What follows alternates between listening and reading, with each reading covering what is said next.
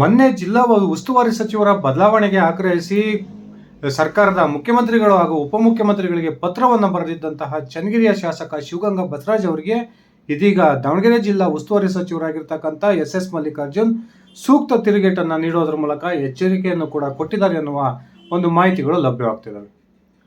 ಕಳೆದ ಒಂದು ವಾರದ ಮುಂಚೆ ಶಿವಗಂಗಾ ಬಸವರಾಜ್ ಅವರು ಜಿಲ್ಲಾ ಉಸ್ತುವಾರಿ ಸಚಿವರಾಗಿರ್ತಕ್ಕಂಥ ಎಸ್ ಮಲ್ಲಿಕಾರ್ಜುನ್ ನಮ್ಮ ಯಾವುದೇ ಒಂದು ಫೋನ್ ಕರೆಗಳನ್ನು ಸಚಿವರು ಅಟೆಂಡ್ ಮಾಡೋದಿಲ್ಲ, ಅದೇ ರೀತಿ ನಾವು ಕೊಡ್ತಕ್ಕಂಥ ಶಿಫಾರಸು ಪತ್ರಗಳಿಗೆ ಬೆಲೆಯನ್ನು ಕೊಡೋದಿಲ್ಲ, ಜಿಲ್ಲಾ ಮಟ್ಟದ ಅಧಿಕಾರಿಗಳ ಬದಲಾವಣೆಯಲ್ಲಿ ಶಾಸಕರ ಒಂದು ಯಾವುದೇ ಸಲಹೆಯನ್ನು ಸಚಿವರು ತೆಗೆದುಕೊಳ್ಳಲ್ಲ, ಅದಲ್ಲದೆ ಬಿಜೆಪಿಯೊಂದಿಗೆ ಅಡ್ಜಸ್ಟ್ಮೆಂಟ್ ರಾಜಕಾರಣದಲ್ಲಿ ತೊಡಗಿದ್ದಾರೆ ಎನ್ನುವ ಅನೇಕ ಒಂದು ದೂರುಗಳನ್ನು ಹೊತ್ತು ರಾಜ್ಯದ ಮುಖ್ಯಮಂತ್ರಿ ಹಾಗೂ ಉಪಮುಖ್ಯಮಂತ್ರಿಗಳಿಗೆ ಒಂದು ಪತ್ರವನ್ನು ಬರೆಯೋದ್ರ ಮೂಲಕ ನಮಗೆ ಜಿಲ್ಲಾ ಉಸ್ತುವಾರಿ ಸಚಿವರನ್ನು ಬದಲಾವಣೆ ಮಾಡಿಕೊಡಿ, ಸಚಿವ ಸಂಪುಟದಿಂದ ಎಸ್ ಮಲ್ಲಿಕಾರ್ಜುನ್ ಅವರನ್ನು ಕೈ ಬಿಡಬೇಕು ಅನ್ನುವ ಆಗ್ರಹವನ್ನು ಮಾಡಿದರು.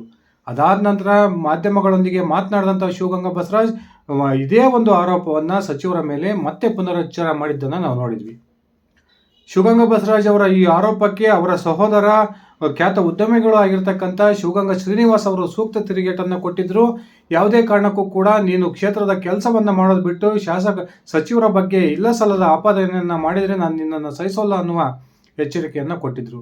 ಅದಲ್ಲದೆ ಕ್ಷೇತ್ರದ ಜನರ ಕೆಲಸವನ್ನು ಮಾಡು, ಮೊದಲು ಕ್ಷೇತ್ರದ ಜನರ ಒಂದು ಫೋನನ್ನು ಅಟೆಂಡ್ ಮಾಡೋದು ಕಲಿ, ನೀನು 4 ದಿವಸ ಬೆಂಗಳೂರು, 2 ದಿವಸ ಮೋಜು ಮಸ್ತಿಯಲ್ಲಿ ಈ ಕಾಲವನ್ನು ಕಳೆಯೋದನ್ನು ಬಿಟ್ಟು ನಿನಗೆ ಅಧಿಕಾರವನ್ನು ಕೊಟ್ಟಿರ್ತಕ್ಕಂಥ ಕ್ಷೇತ್ರದ ಜನರ ಋಣವನ್ನು ತೀರಿಸು ಅನ್ನುವ ಒಂದು ಸಲಹೆಯನ್ನು ಕೂಡ ತನ್ನ ಸಹೋದರನಿಗೆ ಶ್ರೀನಿವಾಸ್ ಕೊಟ್ಟಿದ್ದರು. ಅದಾದ ನಂತರ ಅನೇಕ ಜಿಲ್ಲಾ ಕಾಂಗ್ರೆಸ್ನ ಪದಾಧಿಕಾರಿಗಳು ಶಿವಗಂಗಾ ಬಸವರಾಜ್ ಅವರ ವಿರುದ್ಧ ವಾಗ್ದಾಳಿಯನ್ನು ನಡೆಸಿದ್ದನ್ನು ನಾವು ದಿನ ನೋಡ್ತಾನೆ ಬಂದಿದ್ದೀವಿ.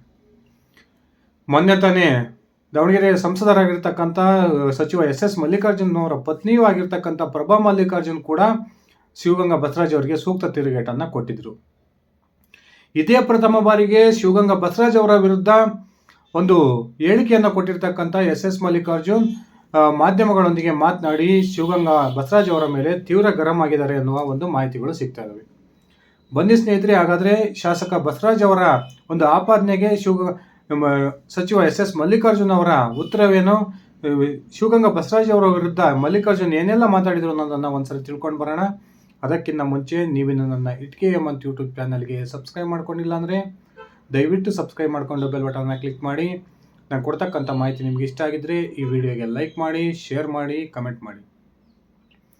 ಸ್ನೇಹಿತರೆ, 2023ರ ಚುನಾವಣೆಯಲ್ಲಿ ಚನ್ನಗಿರಿ ವಿಧಾನಸಭಾ ಕ್ಷೇತ್ರದ ಶಾಸಕರಾಗಿ ಆಯ್ಕೆಯಾದಂಥ ಸಂದರ್ಭದಿಂದಲೂ ಕೂಡ ತಮ್ಮ ಜಿಲ್ಲಾ ಉಸ್ತುವಾರಿ ಸಚಿವರಾಗಿರ್ತಕ್ಕಂಥ ಎಸ್ ಮಲ್ಲಿಕಾರ್ಜುನ್ ಅವರ ವಿರುದ್ಧ ಪದೇ ಬಹಿರಂಗ ಹೇಳಿಕೆಯನ್ನು ಕೊಡೋದ್ರ ಮೂಲಕ ಚನ್ನಗಿರಿಯ ಶಾಸಕ ಶಿವಗಂಗಾ ಬಸವರಾಜ್ ಒಂದು ರೀತಿ ಸರ್ಕಾರಕ್ಕೆ ಮುಜುಗರವನ್ನು ತಂದೊಡ್ತಾ ಇದ್ದಾರೆ.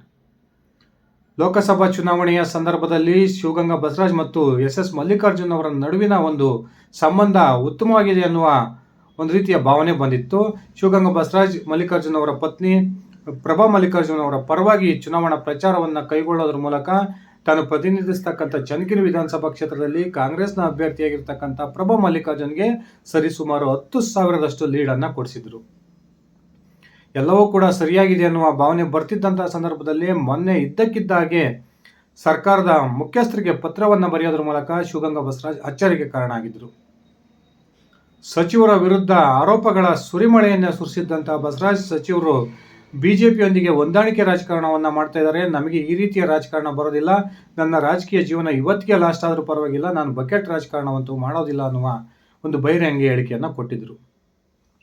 ಅದಾದ ನಂತರ ಕಾಂಗ್ರೆಸ್ನ ಅನೇಕ ನಾಯಕರು ಹಾಗೂ ಪದಾಧಿಕಾರಿಗಳು ಶಿವಗಂಗಾ ವಿರುದ್ಧ ತಿರುಗಿ ಬಿದ್ದಿದ್ದರು. ಇದೇ ಪ್ರಥಮ ಬಾರಿಗೆ ಶಿವಗಂಗಾ ಬಸವರಾಜ್ ಅವರ ಆಪಾದನೆಗೆ ಸಂಬಂಧಪಟ್ಟಂತೆ ಪ್ರತಿಕ್ರಿಯೆಯನ್ನು ನೀಡಿರ್ತಕ್ಕಂಥ ಉಸ್ತುವಾರಿ ಸಚಿವರಾಗಿರ್ತಕ್ಕಂಥ ಎಸ್ ಮಲ್ಲಿಕಾರ್ಜುನ್ ಮಾಧ್ಯಮಗಳವರು ಕೇಳಿದಂತಹ ಪ್ರಶ್ನೆಗೆ ಅವನೊಬ್ಬ ಹುಚ್ಚ, ಅವನ ವಿಚಾರವನ್ನು ನನ್ನ ಹತ್ರ ಕೇಳಬೇಡಿ ಅನ್ನುವ ಒಂದೇ ಒಂದು ಮಾತಲ್ಲಿ ಈ ತಿರುಗೇಟನ್ನು ಕೊಡೋದ್ರ ಮೂಲಕ ಈಗ ಈ ಇಬ್ಬರ ನಡುವಿನ ಜಟಾಪಟಿ ಯಾವ ಹಂತಕ್ಕೆ ಹೋಗುತ್ತೆ ಅನ್ನುವ ಅಚ್ಚರಿಯನ್ನು ಉಂಟು ಮಾಡಿದ್ದಾರೆ.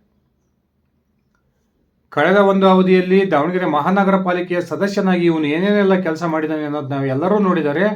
ಈಗ ಚನ್ನಗಿರಿ ಕ್ಷೇತ್ರದಲ್ಲಿ ಶಾಸಕನಾಗಿ ಆಯ್ಕೆಯಾಗಿದ್ದಾನೆ, ಫಸ್ಟು ಆ ಕ್ಷೇತ್ರದ ಕೆಲಸವನ್ನು ಮಾಡಲಿ ಅನ್ನುವ ಮಾತನ್ನು ಏಕವಚನದಲ್ಲಿಯೇ ಬಸವರಾಜ್ ಅವರ ವಿರುದ್ಧ ವಾಗ್ದಾಳಿಯನ್ನು ನಡೆಸೋದ್ರ ಮೂಲಕ ಎಸ್ ಮಲ್ಲಿಕಾರ್ಜುನ್ ತಿರುಗೇಟು ಕೊಡ್ತಕ್ಕಂಥ ಪ್ರಯತ್ನಕ್ಕೆ ಕೈ ಹಾಕಿದ್ದಾರೆ.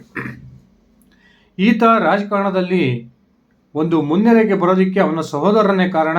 ಆ ಸಹೋದರನೇ ನೆಟ್ಟಗೆ ನೋಡ್ಕೊಳ್ಳಾರ್ದಂಥವನು ನನ್ನ ಬಗ್ಗೆ ಏನು ಮಾತಾಡ್ತಾನೆ, ಅವನ ಕುರಿತು ನನ್ನ ಹತ್ರ ಯಾವುದೇ ಪ್ರಶ್ನೆಯನ್ನು ಕೇಳಬೇಡಿ ಅನ್ನುವ ಒಂದು ಹೇಳಿಕೆಯನ್ನು ಮಾಧ್ಯಮಗಳಿಗೆ ಕೊಡೋದ್ರ ಮೂಲಕ ಶಿವಗಂಗಾ ಬಸವರಾಜ್ ಅವರು ಸಚಿವರ ಮೇಲೆ ಎಷ್ಟೇ ಆಪಾದನೆಗಳನ್ನು ಮಾಡಿದರೂ ಕೂಡ ಸಚಿವರು ಆ ವಿಚಾರಕ್ಕೆ ಸಂಬಂಧಪಟ್ಟಂತೆ ತಲೆಯನ್ನೇ ಕೆಡಿಸ್ಕೊಂಡಿಲ್ಲ ಅನ್ನುವ ಭಾವನೆ ಬರ್ತಾ ಇದೆ. ಈಗಾಗಲೇ ಎಸ್ ಮಲ್ಲಿಕಾರ್ಜುನ್ ಡಿ.ಕೆ. ಶಿವಕುಮಾರ್ರೊಂದಿಗೆ ಈ ವಿಚಾರವನ್ನು ಕುರಿತು ಚರ್ಚೆಯನ್ನು ಕೂಡ ಮಾಡಿದ್ದಾರೆ ಎನ್ನುವ ಮಾತುಗಳು ಕೇಳಿ ಬರ್ತಾ ಇದ್ದು, ಡಿ.ಕೆ. ಶಿವಕುಮಾರ್ ಇಷ್ಟರಲ್ಲೇ ಶಿವಗಂಗಾ ಬಸವರಾಜ್ ಅವರನ್ನು ಕರೆದು ಎಚ್ಚರಿಕೆಯನ್ನು ಕೂಡ ಕೊಡ್ತಾರೆ ಎನ್ನುವ ಒಂದು ಮಾಹಿತಿಗಳು ಕಾಂಗ್ರೆಸ್ ಮೂಲಗಳಿಂದ ಹರಿದು ಬರ್ತಾ ಇದ್ದಾವೆ.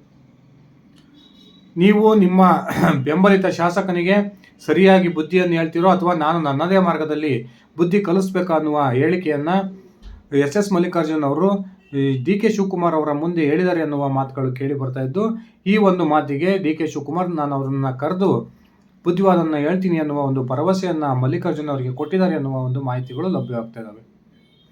ಇದೇ ಸಂದರ್ಭದಲ್ಲಿ ಶಾಸಕನ ವಿರುದ್ಧ ಏಕವಚನದಲ್ಲಿ ವಾಗ್ದಾಳಿಯನ್ನು ನಡೆಸಿರ್ತಕ್ಕಂಥ ಮಲ್ಲಿಕಾರ್ಜುನ್ ಅವನು ತನ್ನ ಮನೆತನದಲ್ಲಿರ್ತಕ್ಕಂಥ ಅಣ್ಣ ತಮ್ಮನನ್ನು ನೆಟ್ಟು ನೋಡ್ಕೊಳ್ಳಿ, ಫಸ್ಟು ನನ್ನ ಬಗ್ಗೆ ಏನು ಮಾತಾಡೋ ಅವಶ್ಯಕತೆ ಇಲ್ಲ. ನಾನು ಪಕ್ಷಕ್ಕೆ ಮತ್ತು ಕ್ಷೇತ್ರಕ್ಕೆ ಏನೆಲ್ಲ ಸೇವೆ ಸಲ್ಲಿಸಿದ್ದೀನಿ ಅನ್ನೋದು ನನ್ನ ಕ್ಷೇತ್ರದ ಮತದಾರರಿಗೆ ಗೊತ್ತಿದೆ, ಅದೇ ರೀತಿ ನನ್ನ ಪಕ್ಷಕ್ಕೆ ಗೊತ್ತಿದೆ ಅನ್ನುವ ಮಾತನ್ನು ಹೇಳೋದ್ರ ಮೂಲಕ ಶಿವಗಂಗಾ ಬಸವರಾಜ್ ಅವರನ್ನು ಒಂದು ರೀತಿ ನೆಗ್ಲೆಕ್ಟ್ ಮಾಡ್ತಿದ್ದಾರೆ ಅನ್ನುವ ಒಂದು ಮಾತುಗಳು ಕೇಳಿ ಬರ್ತಾ ಇದ್ದಾವೆ.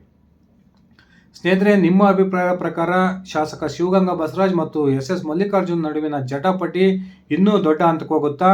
ಆ ಮೂಲಕ ಶಿವಗಂಗಾ ಬಸವರಾಜ್ ಅವರ ಒಂದು ಬೇಡಿಕೆಯಂತೆ ಜಿಲ್ಲಾ ಉಸ್ತುವಾರಿ ಸಚಿವ ಸ್ಥಾನದಿಂದ ಎಸ್ ಮಲ್ಲಿಕಾರ್ಜುನ್ ಅವರನ್ನು ರಾಜ್ಯ ಕಾಂಗ್ರೆಸ್ ನಾಯಕರು ಬದಲಾವಣೆ ಮಾಡ್ತಾರಾ? ದಯವಿಟ್ಟು ಕಮೆಂಟ್ ಮಾಡಿ.